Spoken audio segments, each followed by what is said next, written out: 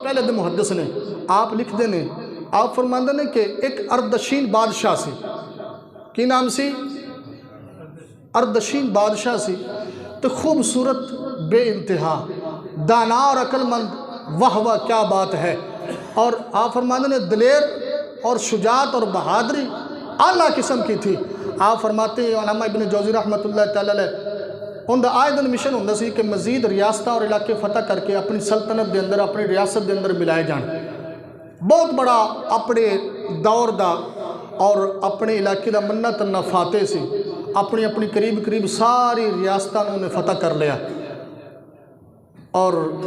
آئے دن فلاں جگہ تے حملہ کر رہا فلاں جگہ پہ حملہ کر رہا ہے ایک ریاست تے انہیں حملہ کیتا تو اس ریاست دا بادشاہ باقی ریاستہ رنگا نہیں سی وہ ڈاڈا بادشاہ سی بولو سبحان اللہ ڈاڈا بادشاہ سی تکڑا سی جدو وہ دی ریاست تے حملہ کیتنا علامہ ابن جوزی رحمۃ اللہ تعالیٰ فرماتے ہیں جب اس نے حملہ کیا تو اس کا قلعہ بہت بڑا تھا وہ تکڑا بھی تھا اس سے زیادہ دانا تھا جب اس نے حملہ کیا تو اس کے جال میں پھنس گیا قلعے دے اندر بند ہو گیا سارے اندی سپاہیاں نو اردشین بادشاہ نو انہیں قیدی بنا لیا سونا بڑا کمال دا سی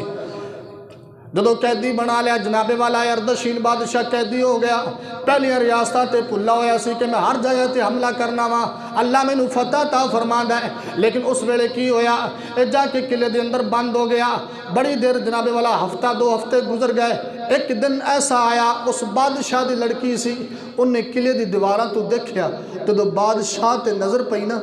تو بادشاہ حسین و جمیل بڑا سی بے ایمان ہوگی تو انہیں رکا بھیجا اس نے کہا اگر تو میرے ساتھ وعدہ کرے شادی کا یہ نفس کی بات کر رہا ہوں اگر میرے ساتھ شادی کا وعدہ کر لے تو میں تجھے ایک ایسا راستہ بتاتی ہوں جہاں سے میرے باپ پر تو حملہ کرے گا اور تو فاتح بن جائے گا اس نے کہا میں تیرے ساتھ شادی کا وعدہ کرتا ہوں بتا مجھے راستہ اس نے راستہ بتایا اس نے حملہ کیا جب حملہ کیا تو فاتح ٹھہرا اس کے والد کو لڑکی کے والد کو قتل کر دیا ریاست فتح ہو گئی جدو واپس آئے نا وہ کڑی نال نکاح ہویا جدو پہلی رات ہوئی امام علامہ ابن جوزی رحمۃ اللہ تعالی علیہ فرماندے نے کنیزوں نے لونڈیوں اور نکرانیوں اور غلاموں نے بسترہ بچھایا تو جب وہ بادشاہ اردشین شب زفاف کے لیے اپنی سنائی نویلی دلہن کے پاس آیا اس بادشاہ کی شہزادی کے جب پاس آیا جس کے ساتھ شادی کا وعدہ تھا جب پاس آیا وہ کبھی کروٹ ادھر بدلے کدے پاسا اینج مارے کدے اینج مارے انہیں کیا ہویا کیا اس نے کہا کہ مجھے کوئی چیز ہے جو بستر سے چبھتی ہے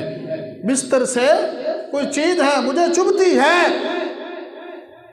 بادشاہ نے کہا اچھا اس نے لونڈیوں کو غلاموں کو دوبارہ بلایا انہوں نے کہا جی بسترہ چیک کیتا جائے جدو بسترہ چیک کیتا گیا تو اندر تے ایک دھاگا سی بسترے وچ کی سی ایک دھاگا سی دھاگا وہ دھاگا کڈا گیا انہوں نے کہا ایک دھاگا عموماً دھاگے سے تکلیف ہے اور عموماً ہمارے بسترے دھاگے سے سلائی کیے ہوتے ہیں انہوں نے کہا دھاگے نال تکلیف انہوں نے کہا اصل دے اندر جدوں میں انی میری عمر ہو گئی جدوں بھی میرا بسترہ بچھان دا ٹائم آندا سی نکرانیاں میرے بسترہ نہیں بچھان دیا سن میرا باپ میرا بسترہ بچھان دا ہوندا سی بول ڈٹ کے سبحان اللہ یہ نفس کی غلامی کی بات کر رہا ہوں نفس کی اتنی غلام تھی اب سنیں میرا بسترہ کون بچھاتا تھا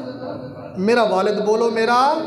والد بسترہ بچھاتا تھا والد بسترہ بچھاتا اور صرف بچھاتا نہیں تھا کہنے لگی میرے والد نے ایک ایسا آلہ رکھا ہوا تھا وہ میرے چارپائی یا بیڈ کو پہلے چیک کرتا کہ اس کا بیلنس تو نہیں خراب یہ اونچا نیچا تو نہیں ہے کہیں سوتے ہوئے میرے بیٹی کا بیلنس نہ خراب ہو جائے اور اس کی نیند میں خلل نہ آ جائے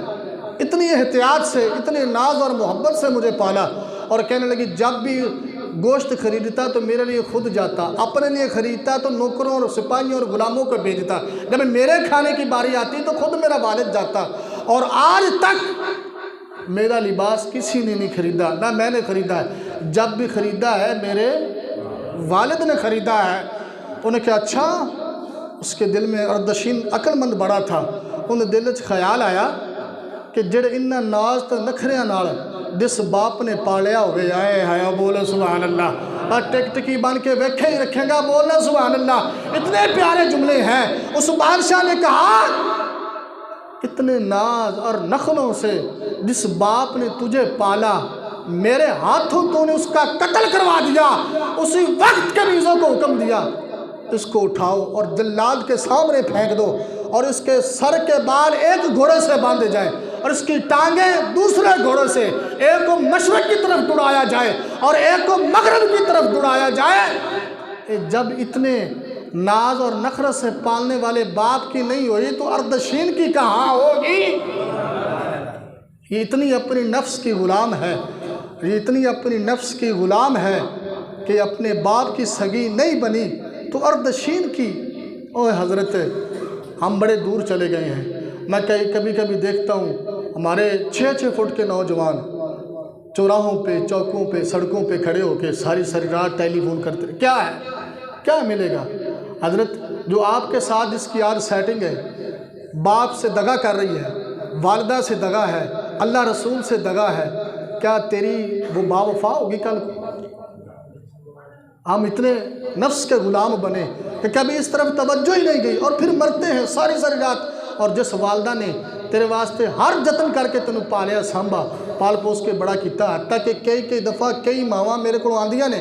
کہ جی میرا بیٹے دی وجہ نال اندے باپ نے مینوں ماریا، میرے بیٹے کی وجہ سے۔ ہاں جی، اس واسطے کسی لکھنے والے نے لکھیا ہے، کوئی بول اولڑا نہ بول بیٹھی،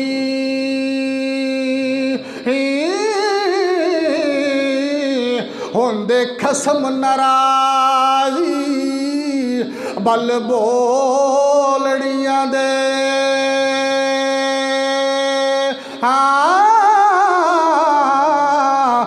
کان سر کھائے تے بلبل ٹھنڈ پائے،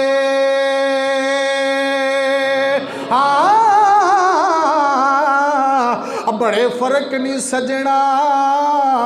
بولیاں دے، تے جیڑیاں خصماں دی وچ رضا وسن،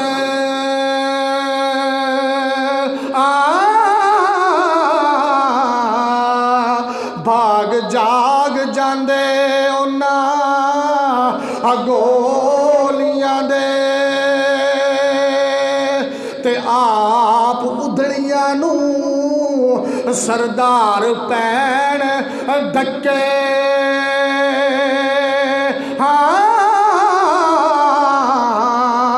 تے شرما والیاں نو چوٹے ڈولیاں دے۔ جڑے عزتاں نال ماپیاں دی قدر کر کے گھروں نکلن، انہوں سائی موڈیاں تے چک کے لے جاندے نے، تے جڑیاں انج ہون اردشی۔ ایک بزرگ گزرے نے، تسی نام سنے ہونا ہے، حضرت ابو بکر شبلی رحمت اللہ تعالیٰ علیہ، حضرت ابو بکر شبلی رحمت اللہ تعالیٰ علیہ۔ آپ کو ایک نوجوان آ گیا، آخری بات سنانا گا، بولو سبحان اللہ۔ ایک نوجوان آ گیا آپ دے کول، کہنے لگا جی تہاڈی بیٹی بڑی خوبصورت ہے، میرا وہ نال نکاح کر دے۔ کدے بھی یاد رکھنا میری پڑھی لکھی بات، اگر آپ مجھے ایک عالم، ایک رہبر اور امام سمجھتے ہیں تو یہ دل کی تختی پہ نقش کر لیں بات، کدے بھی اس بندے نو اپنی دھی دا رشتہ نہ دیا جے جیڑا کہے تیری کڑی سونی ہے مینوں نکاح دے دے۔ کیا کرے گا؟ یہ جوانی، یہ خون کی 2-4 چمچ 2 دن کے ہیں، 4 سال کے ہیں، جب یہ جوانی ختم ہو جائے گی، یہ 20 سے 25 سال اور 30 سال کا عرصہ ختم ہو جائے گا، تو تیری بیٹی نال کی کرے گا؟ تیری بیٹی نال پیار نہیں کردا، اور خون دی اور جڑی جوانی دی 4 چمچیاں خون دیاں نے وہ دی وجہ نال پیار کردا۔ حضرت ابو بکر شبلی رحمت اللہ تعالیٰ علیہ کو ایک نوجوان آ گیا تو کہنے لگا حضرت تہاڈی بیٹی دا رشتہ لے کے آیا، بڑی خوبصورت ہے، تو مہربانی فرماؤ رشتہ دے دیو۔ آپ نے فرمایا 1 ماہ کے بعد آنا، میں تجھے رشتہ دے دوں گا، تیرا نکاح کر دیں گا۔ کتنے دن بعد آئی؟ بولو بولو۔ 1 مہینے بعد آئی، میں تینوں دا رشتہ دے دوں گا۔ آپ نے کی کیتا؟ وہ بندہ، وہ نوجوان چلا گیا، آپ نے ایک ایسی دوائی کھلائی اپنی بیٹی نو، انہوں موشن لگ گیا۔ جب موشن لگے چند دنوں دے اندر وہ جڑا گند کردی سی فضلہ انہوں ایک کڑے دے اندر رکھیا، اور چند دنوں دے اندر ہڈیاں دا پنجرہ بن گئے، 4 پائی تو پتہ نہیں سی چلدا کہ اے اوہی کڑی ہے۔ میں کوئی جان پہچان اس کی پہچان نہیں کرتا تھا۔ مہینے کے بعد وہ نوجوان آیا، آپ نے فرمایا نکاح کے لیے آیا ہے؟ جی حضور میں آپ کی بیٹی سے عشق کرتا ہوں۔ آپ نے فرمایا چلا تیرا نکاح کروا۔ آپ نے جدو دکھایا نا کہنے لگا نہیں جی میں نے اس سے نکاح نہیں کرنا۔ آپ نے فرمایا کیوں؟ جی وہ تو ہے نہیں۔ آپ نے فرمایا یہ وہی ہے، اصل میں تو میری بیٹی سے پیار نہیں کرتا تھا، چند دل کی جوانی سے پیار کرتا تھا، اور تو نفس کا اتنا غلام تھا کہ تو بھی ذلیل ہوتا اور میری بیٹی کو بھی رسوا کرتا۔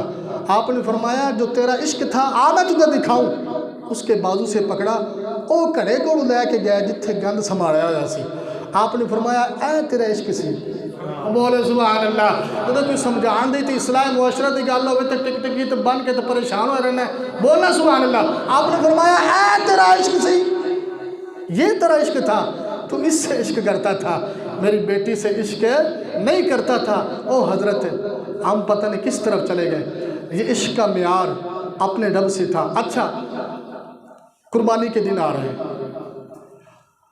ایک نکتہ، حضرت ابراہیم علیہ السلام نو اللہ نے کیوں حکم فرمایا کہ اپنا بیٹا ذبح کرو؟